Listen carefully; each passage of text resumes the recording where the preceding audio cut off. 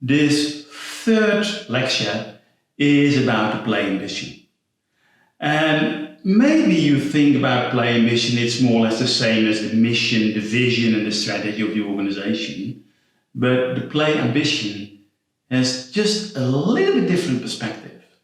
It's about the meaning and the purpose of the organization, the shared values, the uniqueness, and strategic positioning.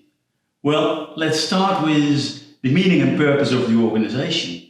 In fact, it's the question what we go for. And it has to do like societal contribution. What is the meaning of the organization for society and for citizens in society and for customers, of course, as well. And what is the meaning from history? Every organization has a wonderful history. Why it started, and usually it started with a contribution to society. What amazed me enormously is that such a few people know about the history of the organization, while the history can tell you a lot of stories about the real meaning, what we go for. So it's also about entrepreneurial invention. Why did it start? So first, meaning and purpose of the organization, that's one part of the play ambition of the organization. And it's interesting that in the last World Economic Forum, meaning and purpose of organization was really the big issue that was discussed. And when I talk to young students, like you probably, then when I ask you what is important for you to choose an organization, you may tell me it has to do with the meaning. I want to have a meaning in society, working there. So the meaning has become more important. And it's a little bit different than just the mission. When we go to the shared values, it's the value the organization wants to have for customers, but also for professionals. Why do professionals like to work at an organization? Are the values coherent with their own values, yes or no?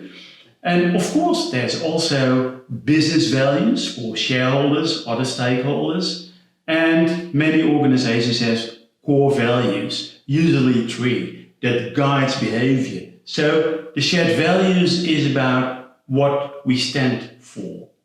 And when you have an idea about meaning and purpose and the shared value, then the third issue is uniqueness. What makes our organization unique? And that's interesting to look at because that's appreciative. What's our strengths? What really is the value of our organization? And maybe you have specific assets, or it's in the network, or you have innovation power, or it can be many things, but what makes your organization unique?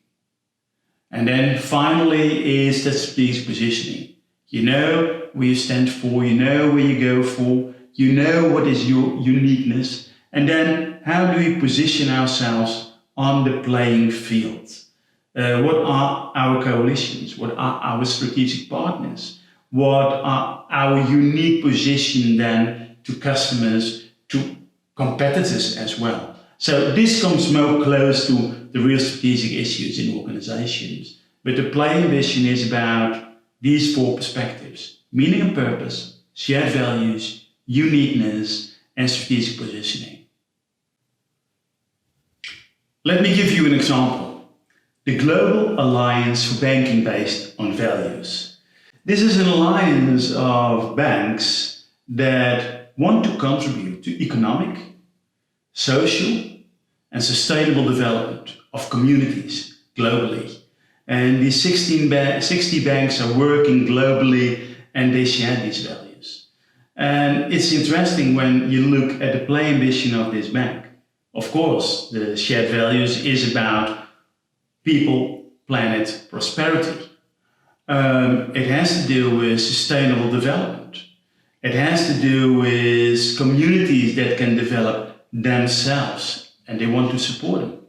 But they are also a movement. They want to change finance in the world. And finance that is connected to the real economy in society. So no derivatives or whatever, just real economy in society, in communities. And the position is an alliance. 60 banks that collaborate together. And they are focusing on local communities, that's for sure. And by these local communities, they want to develop these communities. And they support each other and they learn from each other. So you see in the graph the play ambition of the Global Alliance of Banking Based on Values. Now an interesting question is, how are they able to continue with this play ambition when the alliance is growing so fast? Because it has been growing from 20 banks to 60 banks in just 4 years' time. Well, that is just communicating, talking, collaborating about the play ambition. What is the meaning of your organization? And the CEOs of the banks come together and they share ideas. The employees of the banks come together in communities of practice and they learn from each other. And there are value-based teams that create the values and transfer the values to their own communities and their own country. And they support each other financially. So yes, it's an alliance of bankers that really wants to make a difference in society. But it's also a movement that wants to change finance in our global world. And this play ambition helps all the people in the organization to get aligned and they're motivated by the perspective. Again, 3 change dilemmas related to the play ambition. And the first is about mindsets and work systems. So sometimes the play ambition is just developed just by support staff and top management. It's a mindset. But is it related to reality, to the work systems, to the operations, the day-by-day operations? And if you develop the play ambition, mission, vision, strategy, if you like, just by top management, how do you transfer these mindsets to the real work? This is very complicated. So are there other options? Is it possible to involve people more in developing the play ambition?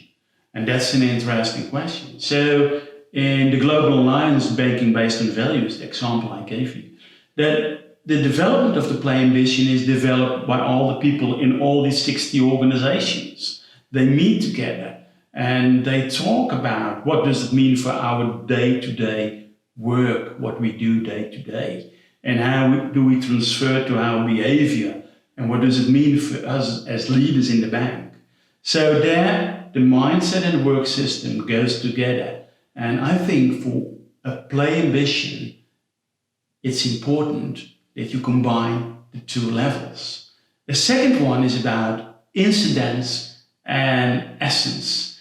And many organizational changes are forced by incidents. You have to do something about it.